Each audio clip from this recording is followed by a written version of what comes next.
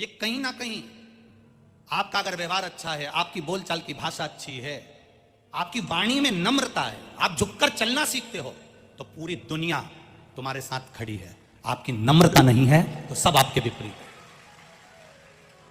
होगा करोड़ों का धन आपके पास में, होगा वैभव आपके पास में, जमीन जायदाद बंगला गाड़ी दुकान सब कुछ आपके पास में होगा, पर यदि आपका व्यवहार नहीं है, आपकी वाणी में प्रेम नहीं है, आप झुकना नहीं जानते, नम्रता नहीं जानते, तो आपका जीवन बेकार है। एक गरीब व्यक्ति मरता है, 100 लोग इकट्ठे हो जाते हैं। एक बहुत पैसे वाला मरता है, अगर उसका व्यवहार नहीं होता तो 4 लोग भी इकट्ठे नहीं होते हैं। उसके व्यवहार से, उसके प्रेम से, उसकी वात्सल्यता से, उसकी करुणाता से आपको प्राप्ति हो सकती है। आचार विचार, आपकी सोच अच्छी होना चाहिए। काला कलर का चश्मा लगाओगे सब काले दिखेंगे, नीले कलर का लगाओगे सब नीले दिखेंगे, पीले कलर का चश्मा लगाओगे सब पीले दिखेंगे, सफेद कलर का लगाओगे सब सफेद दिखेंगे। आपका चश्मा जिस कलर का होगा, आपकी दृष्टि कैसी है, आपका विचार कैसा है। चोर को चोर नजर आता है, साहूकार को साहूकार नजर आता है, धर्मात्मा को धर्मात्मा नजर आता है, पुण्यात्मा को पुण्यात्मा नजर आता है, पापी को पापी, कपटी को कपटी नजर आता है, भजन करने वाले को भजन करने वाला नजर आता है, और धर्मात्मा को धर्मात्मा नजर आता है। आपकी सोच, आपका विचार, आपकी दृष्टि श्रेष्ठ होना चाहिए। चेहरे का कलर बदले ना बदले, पर अपना कर्म बदलना चाहिए, तो जिंदगी सार्थक है। अब हम चेहरा बदलने में लगे हुए हैं, हम रोज प्रयास करते हैं, मैं कैसे अच्छी लगूंगी, मैं कैसे अच्छी लगूंगी, मैं कौन से कलर के कपड़े पहनूं कि मैं अच्छी दिखूं। कभी विचार करना कि मैं कौन सा भजन करूं कि भगवान को अच्छी लगूं, वो भजन कौन सा होना चाहिए। एक साड़ी अच्छी नहीं लगती तो तुम उसको उतार दूसरी पहन लेते हो, वो भी अगर गड़बड़ दिख रही है तो तुम तीसरी पहन लेते हो। जरा विचार करिएगा, जब हमारा वस्त्र हमको अच्छा नहीं लगता तो हम बदल लेते हैं, तो अपना व्यवहार किसी को अगर अच्छा नहीं लग रहा तो अपने आप में हमें व्यवहार को बदलना चाहिए। हम अपने व्यवहार को नहीं बदल रहे, हमारा वही अकड़, हमारी वही आसक्ति, वही काम, वही लोभ, वही तृष्णा, वही निंदा, वही व्यर्थ का काम, तो हम परमात्मा को नहीं पा सकते।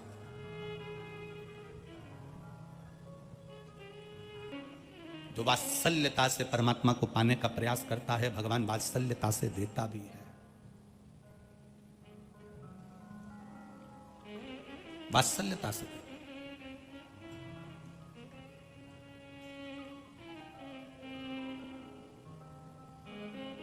शिव कथा कर रही है, भगवान शंकर का संवाद कर रहा है। आपका व्यवहार, आपका विचार, आपका सत्कार, आप किसी का सत्कार कैसे कर रहे हो। आपके घर में कोई आता है, केवल घर का बुजुर्ग उठकर उसको पानी पिलाता है। घर में 3 बहू, 4 बहू, 2 बहू, सब अपने अपने कमरे में, अकेली बुजुर्ग मां उठी है, अकेला बुजुर्ग उठा है और उठकर पानी पिला रहा है। व्यवहार मालूम पड़ता है, घर का सत्कार मालूम पड़ता है कि आपका सत्कार कैसा है। विदुर जी के यहां भगवान कृष्ण गए तो विदुर जी नहीं थे, उनके घर में विदुरानी थी। नया पलंग विदुरानी ने विदुर जी से कहकर बनवाया था। आजकल तो ये लकड़ी के पलंग बनते हैं, पहले के समय का जो पलंग होता था, आसपास में लकड़ी लगी होती थी, बीच में रस्सी लगी होती थी, निवाड़ पट्टा बंधा होता था। क्या बोलते हैं इधर, खटिया। हाँ ठीक है, ये वही खटिया है ना, खड़ी कर दी जो, हाँ ठीक है, तो उसको लोग खटिया कहते हैं। वो पलंग विदुर जी से कहकर विदुरानी ने बनवाया। विदुर जी से कहा एक पलंग बनवा दो बड़ा सुंदर, भगवान आएंगे तो मैं उनको बिठाऊंगी। विदुर जी ने नया पलंग बनवाकर, जहां पुराना पलंग था जिसकी रस्सी को उंदरा ने, चूहा ने 4 जगह से कतर दिया था, उस पलंग के पास में नया पलंग रखा है। विदुर जी नहीं है और घर भगवान आ गए। विदुरायन ने जो भगवान को देखा सुध भूल गई, आज हरि आए विदुर घर पावना, सुध भूल गई। और क्या सुध भूली विदुरायन, भगवान से कह रही आइए पधारो आओ, और भगवान अंदर आए। विदुरायन कह रही मैं तुम्हारे लिए पलंग बिछाती हूं, नया बनवाया। और जो नया पलंग था विदुरायन उसको उठाई भी नहीं। जो पुराना पलंग था जिसकी रस्सी को 4 जगह से ऊंदरा ने, चूहे ने कतर दिया था, विदुरायन ने वो पलंग बिछा दिया और भगवान से बोली बैठिए आपके लिए नया बनवाया है। भगवान ने जो पलंग की दशा देखी तो भगवान ने सोचा नया ऐसा है तो पुराना कैसा होगा। अगर नया ऐसा है तो फिर पुराना कैसा हो। बैठिए। अब जो चार लकड़ी नहीं होती है पलंग में, चारों तरफ जो लकड़ी लगी होती है, चारों तरफ जो लकड़ी लगी होती है, उस पलंग की लकड़ी पर भगवान धीरे से कोने पर बैठे, अंदर नहीं बैठे क्योंकि रस्सी टूट रही थी। विदुरायन ने हाथ जोड़कर कहा, प्रभु आपके लिए नया बनवाया और आप ऐसे बैठोगे, अंदर खसको। भगवान विदुरायन से बोले, नहीं खसकूंगा, अगर मैं खसक गया तो पूरा ही खसक गया। नहीं, विदुरायन बोली ऐसा नहीं चलेगा, थोड़ा सा अंदर खसको प्लीज। हाथ जोड़कर बार बार निवेदन करें, थोड़ा तो खसकना पड़ेगा। और भगवान अब विदुरायन के भाव को जान, अब भाव तो भाव होता है ना, बिना भाव के कोई चीज भाती थोड़ी ना। एक जमाई था, उस जमाई को बैंगन की सब्जी अच्छी नहीं लगती थी। अब उसको बैंगन की सब्जी अच्छी नहीं लगती थी और ससुराल गया, और ससुराल में गया तो ससुराल में पहली बार गया और सास ने बैंगन की सब्जी बनाई और सारी सब्जी, मिठाई, रसगुल्ला सब थाली में रखा। और जमाई को लगा सामने बैंगन की सब्जी है, मुझे बहुत बुरी लगती है, एक काम करता हूं, सबसे पहले इसी को खाकर फिर दूसरी चीज खाऊंगा, जो अच्छी नहीं लगे पहले उसे निपटा लो। पर हमने इस कथा के बाद में ये विचार कर लिया कि जो अच्छी नहीं लगे उसके बाद में खाओ, जो अच्छी लगे वो पहले खाओ। इसने कहा अच्छी नहीं लगती, पहले ये खा जाता हूं। एक रोटी का टुकड़ा लेके पूरी बैंगन की सब्जी खा गया। इतने में साली ने अंदर जाकर बताया, मम्मी जीजा जी को बैंगन की सब्जी इतनी अच्छी लगी, इतनी अच्छी है कि उन्हें कुछ भी ना तो गुलाब जामुन खाई, ना समोसा खाया, ना कचौड़ी खाई, केवल बैंगन की सब्जी खाई। इतने में माँ ने कहा, बेटी जाओ एक कटोरी और दिया। अब वो एक कटोरी बैंगन की सब्जी फिर ले गए। जीजा जी जीजा जी जीजा जी, जीजा जी बोले नीची है, नीची है, नहीं तुम्हें मेरे हाथ की तो लेना ही पड़ेगी चाहे कुछ भी हो जाए। जीजा जी बोले मैं कोई दूसरा आइटम ले लूंगा, नहीं तुम्हें तो लेना ही पड़ेगा। और वो कटोरी फिर धर गई। अब जीजा जी को लगा फिर सब्जी आ गई बैंगन की, इसको नफरत थी बैंगन की सब्जी से। अब इसने कब साली देखे गई, इसने फिर रोटी का टुकड़ा लिया, फिर खा गया। इसने कब गुलाब जामुन बाद में खा लूंगा, पहले ये। इतने में ससुर जी आए, उन्होंने देखा जमाई कितना सीधा साधा, कितना बढ़िया, ना गुलाब जामुन खाए, ना समोसा खाए, बैंगन की सब्जी खाए। ससुर अंदर गए, अपनी पत्नी से कहा, जरा एक कटोरी सब्जी देना, एक कटोरी। ससुर जी, बेटा बहुत लोगों को देखा, सबको अच्छा अच्छा सामान पसंद है, पर पहली बार हमारा इतना जोरदार जमाई मिला जी को बैंगन की सब्जी थी, भाई खाना पड़ेगी। और वो कटोरी रख गया। अब ससुर के हाथ की नहीं खाए तो पत्नी प्राण खाए। उसने कहा सब बाद में खाऊंगा, पहले बैंगन की सब्जी। उसने ससुर के हाथ की खा गया। इतने में सास पूरी कढ़ाई लेके, ये बैंगन की सब्जी तुम्हें इतनी अच्छी। जमाई उसके बाद कभी नहीं आया। अब विदुरानी कह रही है कि बैठो अंदर खसको। भगवान बोले कि मैं अंदर खसका तो पूरे खसक जाऊंगा। विदुरानी बोली तुम्हारे लिए नया पलंग बनवाया। भगवान के नया ऐसा है तो पुराना कैसा होगा। फिर भी नहीं माने। जो भाव से अगर जिमाए, भाव से बुलाए, भाव प्रकट करे तो फिर तो मानना पड़े।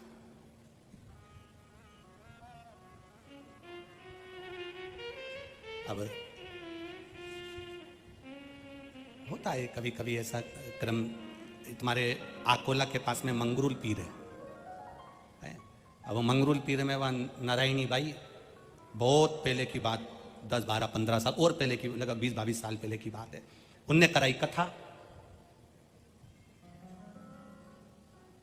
अब उन्होंने पहली बार तो हमारा महाराष्ट्र आगमन हुआ था। हमको क्या मालूम था कि यहाँ मिर्ची का ठेसा भी चलता है।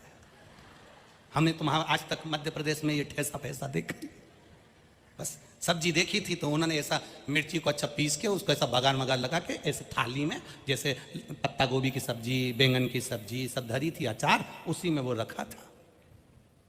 महाराष्ट्र का विशेष आइटम उसी में रखा। अब हमारे मन में आया कि कितनी कंजूस हैं, इतनी सी सब्जी धरी। अब हमको क्या मालूम था कि इतनी गजब कर जाएगी। अब हम तो सोचे कि कंजूस है, इतनी सी धरी।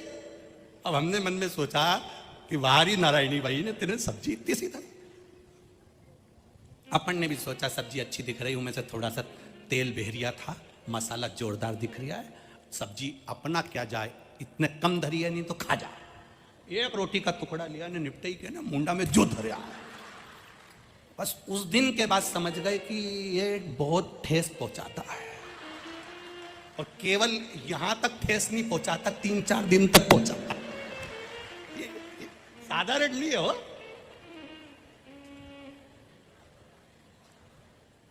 अभी कल की बात है, वो चौरसिया जी के यहां से प्रसाद, महाप्रसाद तो ऊ में आ गया था, हम समझ गए थे, अलग ही रखना है वो, तो ध्यान रखना। तो ये प्रेम की भाषा है, एक आनंद की भाषा है, और बड़ी बड़ी आनंदता होती है इसमें। तो वहां भगवान से विदुरानी कह रही है, जरा खसको जरा। अब जो खसकने का कहा तो भगवान जो खसके, पूरी रस्सी टूट गई और भगवान उसके अंदर फंस गए, पांव उधर और भगवान इधर। और विदुरानी पूछ रही कैसा लग रहा है? भगवान कह रहा है ऐसा लग रहा है जैसे 100 किलो के कपास पे बैठा हूं। अब विदुरानी बोली, भूख लग रही होगी, तुम्हारे लिए कुछ खाने का लाती हूं, तुम्हारे लिए कुछ खाने का लेकर आती हूं, मैं तुम्हारे लिए कुछ लेकर आती हूं खाने का। विदुरानी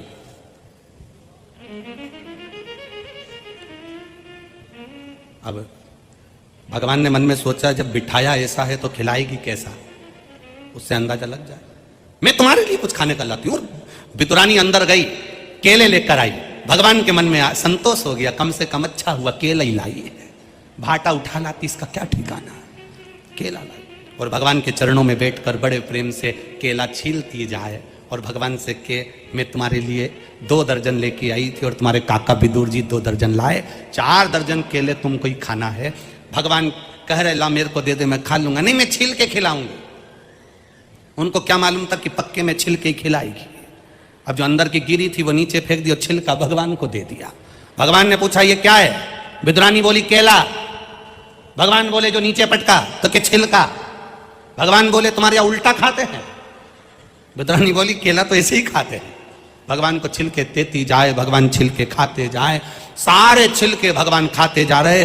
तो भगवान ने विदुरानी से पूछ लिया, सब केले हम खा जाएंगे तो तुम क्या खाओगे? विदुरानी बोली जो नीचे पड़ा है वो हम खा जाएंगे। भगवान सोचे गजब, प्रेम जहां पर है, आपका सत्कार, आपका आचार विचार, और तीसरे नंबर पर है सत्कार कैसा है कि दुर्योधन के मेवा त्यागे, साग विदुर घर खाई, सबसे ऊंचे प्रेम सगाई। सबसे ऊंचा संबंध है प्रेम का, आचार विचार और सत्कार। सत्कार कैसा है आपका? धन से कोई सत्कार नहीं होता, वैभव से कोई सत्कार नहीं होता। एक गरीब व्यक्ति के घर में शादी में जाना और एक पैसे वालों के घर में शादी में जाना। पैसे वालों के शादी में दरवाजे पर खड़े होकर हाथ जोड़ लेंगे, जाइए अंदर खाइए, कोई पूछने नहीं आएगा तुमसे अंदर कि तुमने पानी पतासा खाया कि नहीं खाया, रोटी खाई कि नहीं खाई, सब्जी खाई कि नहीं खाई, जलेबी खाई कि नहीं खाई। अंदर पूरे ग्राउंड में कोई नहीं पूछेगा। जाओगे तो हाथ जोड़कर जाने का बोल देंगे। पर किसी गरीब के घर शादी में जाना, वो तुम्हारे लिए कुर्सी लगाएगा, सेठ जी आए हैं, बैठो साहब, मैं थाली लगा देता हूं, थाली लगा देगा, आओ साहब, खाओ साहब, बैठो साहब। गरीब के घर जाओगे, सत्कार क्या होता है वो गरीब बता सकता है।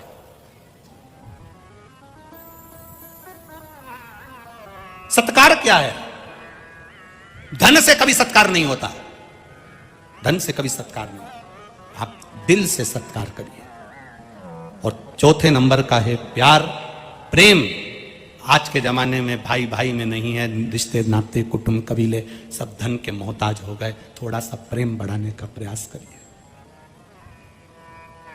जितने गए, ना घर ले गए, ना जमीन ले गए, ना 25 लाख की गाड़ी ले गए। जितने गए कुछ भी लेके नहीं गए।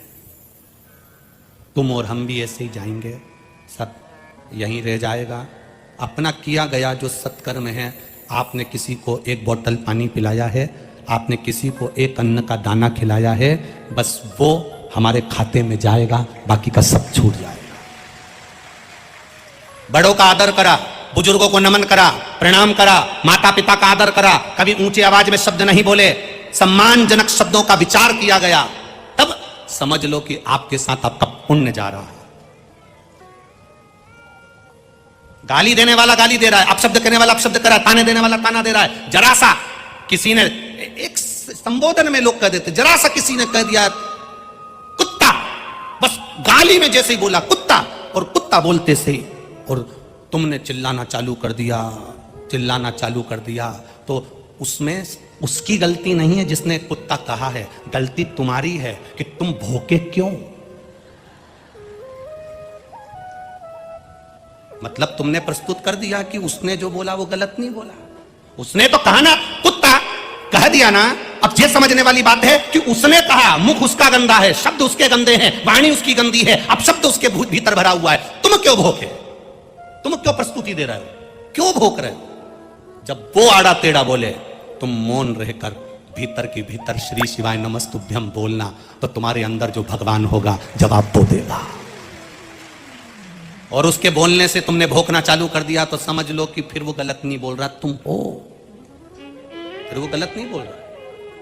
तुमने अगर चिल्लाना चालू कर दिया, उसने बोला और तुमने अपशब्द बोलना चालू कर दिया, तुमने तुरंत बोलना चालू कर दिया, तो समझ लो कि फिर तुम वो गलत क्या बोला है, उसको समझो। उसने जैसे ही कुत्ता शब्द बोला, जैसी अपशब्द बोला, जैसी ताना दिया, जैसी गाली दी, जैसी आड़ा टेढ़ा बोला, तुम पलट के जवाब क्यों दो। लोग कहते हैं हमारी सास हमको अपशब्द कहती है, तो पलट के जवाब क्यों दे रही हो, मत दो। श्री शिवाय नमस्तुभ्यम अंदर से जपो। क्यों, जब वो आड़ा टेढ़ा बोलेगी तुम मंत्र का जाप करोगे, तुम्हारे अंदर शंकर जी आकर बैठ जाएंगे। गाली तुम्हें नहीं लगेगी, उसको लगेगी जो तुम्हारे अंदर है, तो जवाब भी वो देगा। तुम क्यों पलट कर जवाब देते हो, तुम क्यों देते हो। मत बुरे कर्म कर बंदे वरना पछताएगा, भगवान की आंखों से तू बच नहीं पाएगा, तू बच नहीं पाएगा।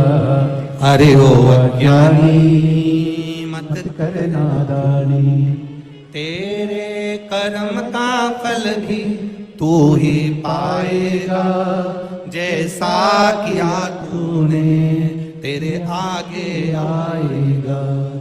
मत बुरे कर्म कर बंदे वरना पछताएगा, भगवान की आंखों से तू बच नहीं पाएगा, तू बच नहीं पाएगा।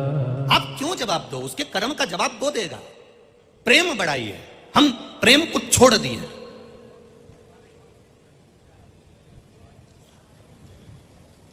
प्यार और प्रेम में अंतर है भाई, जरा ध्यान रखिएगा, गलत जगह मत पहुंच जाना, विचार करिएगा। प्यार और प्रेम में अंतर है। प्रेम में समर्पण होता है, किसी का खून खच्चर नहीं होता, और प्यार में हमेशा खून खच्चर ही होता है। प्रेम और प्यार में अंतर है। ये जरा सा फिल्म देख देख के लोग जो कर बैठते हैं कि, और फिल्म देखकर क्या सीखते हैं, बस ये कि वो उसको चाहे, वो उसको चाहे, वो उसको चाहे, और पूरी फिल्म का एंड कब होता है, जब दोनों की शादी हो जाए। आज तक फिल्म में जितने भी एंड हुए हैं फिल्म के, वो शादी पर एंड हुए हैं। शादी के बाद का बताओ ना, सही फिल्म तो चालू जब होती है। पर जितनी भी फिल्म बनी, हर एक फिल्म का एंड होगा तो दोनों की शादी से होगा। इसके बाद ओरिजिनल फिल्म चालू होती है, वो कौन दिखाएगा, वो कौन दिखाएगा। वो भी तो दिखाओ कि पति भेरू बन गया और पत्नी जगदम्बा कालरात्रि कुष्मांडा, और रोज दोनों का झगड़ा हो रहा है, और रोज घर में आरती हो रही, अंबे तू है जगदम्बे काली, जय हो आकोला वाली, रोज झगड़ा हो। बस फिल्म देखी हमने, फिल्म देखी तो सोचा मैं हीरो बन गया, ये हीरोइन बन गई, हम दोनों में स्नेह हो गया, प्रेम हो गया, प्यार हो गया। ना ना ना ना, इसको कहते नहीं है कुछ भी। सही फिल्म का एंड, हर फिल्म का एंड केवल शादी पर हो जाता है। शादी के बाद हुआ क्या वो तो देखो। ये जितनी फिल्म देखकर शादी होती है ना, इनका एंड बड़ा बुरा होता है। जितनी फिल्म देखकर शादी होती है, जरा सा लड़के की ओर आसक्त हो गए, जरा सा देख लिया, आसक्ति बढ़ गई, प्रेम बढ़ गया, स्नेह बढ़ गया। मेरा बेटियों से निवेदन है, तुम्हारे माता पिता ने तुम्हें उच्च शिक्षा दी है, तुम्हारे माता पिता ने तुम्हें पढ़ाने में कमी नहीं रखी, तुम्हारे माता पिता ने तुम्हें शहर में भेजने में कमी नहीं रखी, तुम्हारे माता पिता ने तुम्हें कपड़े पहनाने में कमी नहीं रखी, तुम्हारे माता पिता ने तुम्हारे भाई को जितनी अच्छी शिक्षा नहीं दी उतनी अपनी बेटी को दी है। मेरा बेटियों से निवेदन है, अपने माता पिता को कन्यादान का मौका देना, किसी आड़े टेढ़े के साथ मत चले जाना, किसी आड़े टेढ़े के साथ मत चले जाना। जरा सा बॉडी शॉडी देखी और उसके साथ चले गए, जरा सा गाड़ी उसने आकर भुर्र भुर्र करी, मालूम पड़े गाड़ी सुधरने आई थी, 50 रुपए का डीजल फ्री का डलवा के लिए आया और उसके साथ चले गए। जिंदगी भर रोगे, जिंदगी भर। एक बेटा एक कुल को तारता है और एक बेटी 2 कुल को तारती है, उसका जीवन प्रबल होना चाहिए। बेटी का जन्म, कोई हिमालय राज के यहां पूछे कि हिमालय राज बेटी के जन्म पर कितने प्रसन्न हुए थे, हिमालय राज बेटी के जन्म पर कितने खुश हुए थे, दक्ष प्रजापति बेटी के जन्म पर कितने खुश हुए थे। जिसके घर में बेटा जन्म लेता है वो 1 कुल को तारता है, पर बेटी 2 कुल को तार देती है। बेटा एक बार अपने माँ बाप को दुखी देख सकता है, पर बेटी कभी अपने माँ बाप को दुखी नहीं देख सकती। वो बेटी होती है सर्वस्व जो निछावर कर दे। हमने तो इस व्यासपीठ से कई बार कहा है, आज फिर कहते हैं कि जिसके घर में बेटी है वो भाग्यशाली नहीं सौभाग्यशाली है। उसके भाग्य को 100 बार गुणा करा जाए वो सौभाग्यशाली है, होना चाहिए।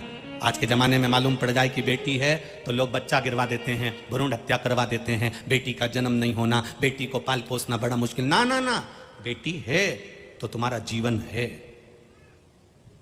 हम तो यहां तक कहते हैं राजनीति में भी ध्यान रखना चाहिए, चुनाव लड़ने का टिकट उसी को देना चाहिए जिसके घर में बेटी हो। चुनाव लड़ने का टिकट भी उसके यहां देना चाहिए जिसके यहां बेटी हो।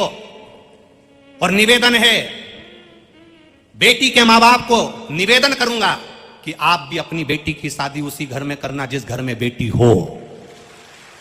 और मेरे ब्राह्मण संत साधु सन्यासी तपस्वी साधक उपासकों से भी निवेदन है, आप भी भोजन उसी के यहां करो जिसके घर में बेटी हो, तो हम भोजन ग्रहण करें। क्योंकि बेटी भाग्य बना देती है, बेटी सौभाग्य बना देती है, बेटी बाप की किस्मत लिख देती है। वो तो कहीं भ्रम में ना पड़े बेटियां, मेरा निवेदन। यहां जितनी बेटियां बैठी हैं, जितनी बेटियां बैठी हैं, कितनी बेटी है जरा खड़ी तो हो जाओ बेटियां, हो जाओ खड़ी हो जाओ, जितनी भी लड़कियां सब खड़ी हो जाओ, जितनी बेटियां बैठी है हो जाओ। चारों पंडाल में, चारों पांचों पंडाल में जितनी लड़कियां बैठी हैं सब खड़ी हो जाओ। जिनकी शादी नहीं हुई सब खड़ी हो जाओ, छोटी बच्ची से बच्ची लेकर बड़ी से बड़े तक। आज शिव महापुराण से संकल्प लेकर जाना आप कि हम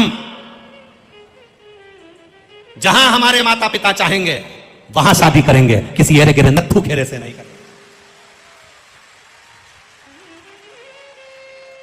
किसी आड़े टेढ़े के साथ शादी नहीं करेंगे। हमारे माँ बाप की इज्जत को हम नहीं गिरने देंगे। जिस माता पिता ने पाल पोस कर बड़ा करा, जिस माता पिता ने हमको पढ़ाया, जिस माँ की कोख में मैं 9 महीने रही हूं, जिस माँ ने मुझे गोदी में रखा, मालिश करी, कपड़े पहनाए, जानती नहीं थी, पढ़ाया, ट्यूशन, स्कूल, कोचिंग सब जगह भेजा, उनकी नाक नहीं कटने दूंगी। शादी मेरे माँ बाप के कहने पर चल करेंगे। दोनों हाथ उठाकर बेटियां एक बार हार बैठी है बेटा, परिणाम आपको दंडवत नमन करता हूं आपके चरणों का, आपकी वात्सल्यता, आपकी करुणता। संकल्प होना चाहिए हमारे जीवन।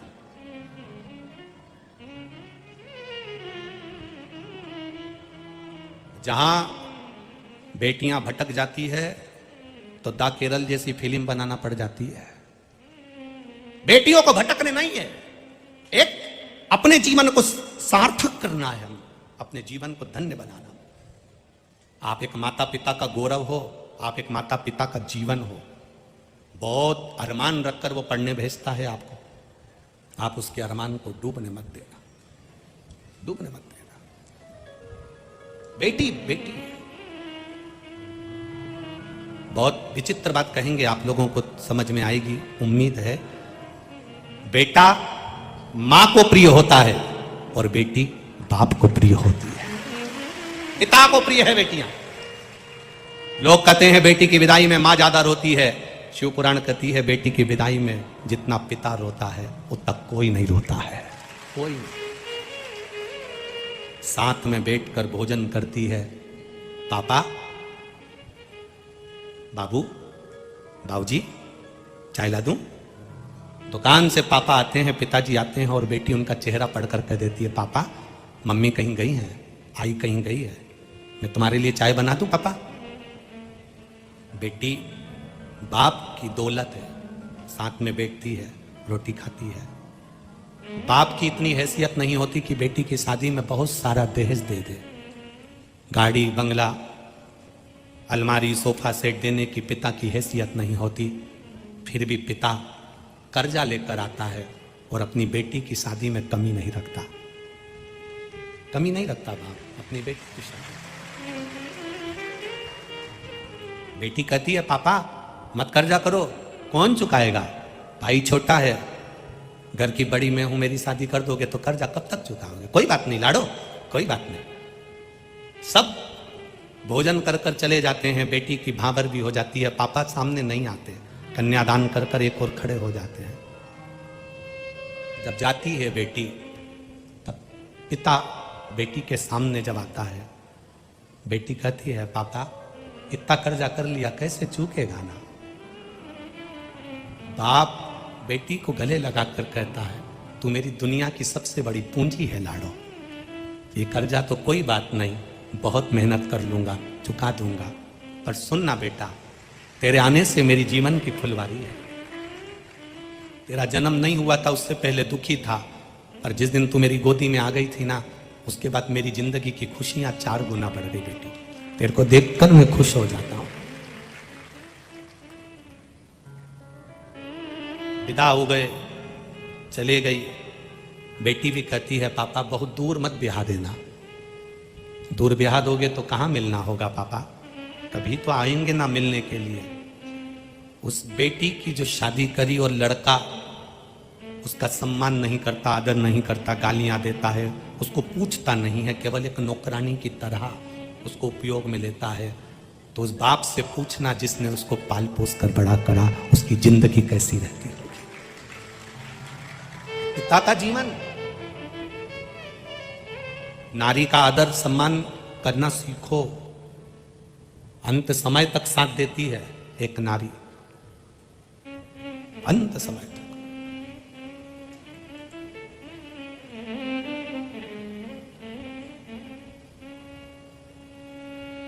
एक नारी का जीवन बड़ा विचित्र जीवन है। जब हिमालय राज के यहां से पार्वती मैया विदा हुई थी, हिमालय राज 7 दिन तक रोटी भोजन नहीं करे थे, 7 दिन तक उन्होंने भोजन नहीं ग्रहण करा था।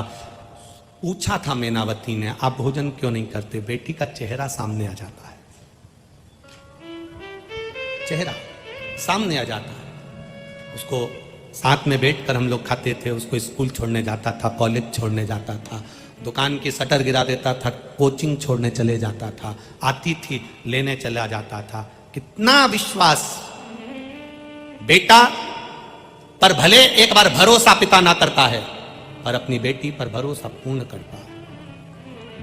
प्रेम और प्यार में अंतर है, प्यार में खून खच्चर होता है, आखिरी में लोग प्यार कर कर शादी जरूर कर लेते हैं, पर इनकी जिंदगी नरक से बदतर होती है, रोते हैं, बिलखते हैं और मरते हैं।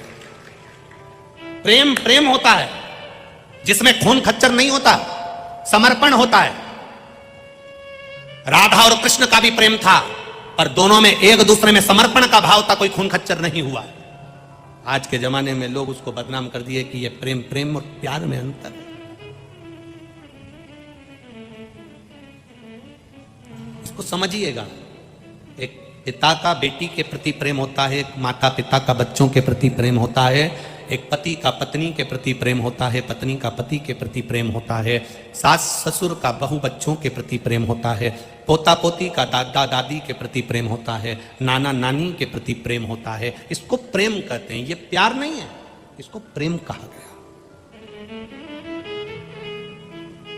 इसमें अपशब्द नहीं होते, इसमें गालियां नहीं होती, इसमें ताने नहीं होते, इसमें गलत विचार नहीं होते। तो शास्त्र कह रहा है, भगवान शिव की कथा कर रही, आचार विचार सत्कार और प्यार, ये बहुत ध्यान देने वाला विषय है कि आपके यहां कोई आए उसका सत्कार हो, और जितने लोग आपके घर में रह रहे हैं उन सभी में आपस में एक दूसरे से प्रेम हो, एक दूसरे से समर्पण हो, प्रेम बढ़े।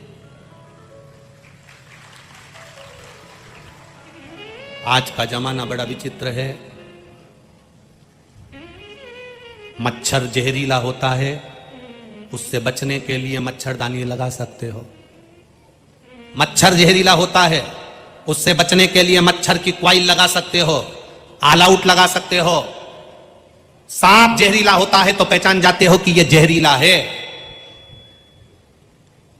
एक हॉस्पिटल में लिखा था, मच्छर काट गया तो हम आपको बचा लेंगे, बिच्छू काट गया तो हम आपको बचा लेंगे, सांप काट गया तो हम आपको बचा लेंगे, पर कोई इंसान तुम्हें काट गया तो नहीं बचा सकता। जरा विचार करना कि क्यों लिखा। मच्छर से ज्यादा जहरीला, सांप से ज्यादा जहरीला, बिच्छू से ज्यादा जहरीला आज का मनुष्य हो गया है, जो एक दूसरे को काटने में दौड़ रहा है, एक दूसरे को मारने में दौड़ रहा है, एक दूसरे को नफरत फैला रहा है। हम कहां जा रहे हैं? हमारी सोच, हमारी वृत्ति, हमारा दृष्टि कहां जा रही है?